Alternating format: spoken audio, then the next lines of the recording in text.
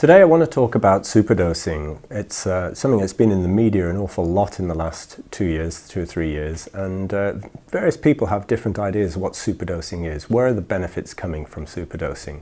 And I want to define it specifically in my situation as being using enough phytase to prevent the buildup of IP3 and IP4 in the gut of the animal. Phytases have traditionally been thought of as a means to provide phosphorus from IP6. And all phytases are called phytases because they attack IP6 and make from it IP5, which is a new substrate which phytases continue to attack. IP5 is then made into IP4, another phosphate removed and you generate IP3, and another phosphate is removed and you generate IP2. What I want to do on the next few visuals is to show you why I think we've got to consider the IPs 5, 4, 3 as being significant anti-nutrients just as much as IP6, and to stop considering phytases as simply a means of delivering phosphorus. You can see that there's a very negative correlation between the concentration of these esters and digestibility of energy, dry matter, nitrogen, sodium, magnesium and iron. And if you look at the correlation coefficient, or the R values here, they're incredibly high and very significant, which suggests that IP4 and IP3 really are quite malevolent esters in the digestive tract. They are not innocuous. And we have ignored these esters in the past with all of our research.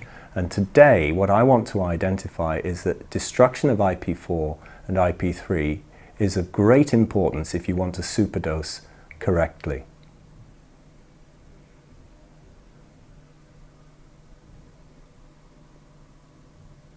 If we look at the use of another phytase with slightly different enzymatic characteristics, what we can see from this work in chickens is that if we compare control animals with those fed 500 or 1500 units of this particular product, Quantum Blue, you can see in this particular case there isn't actually a buildup of IP4 when we use the phytase.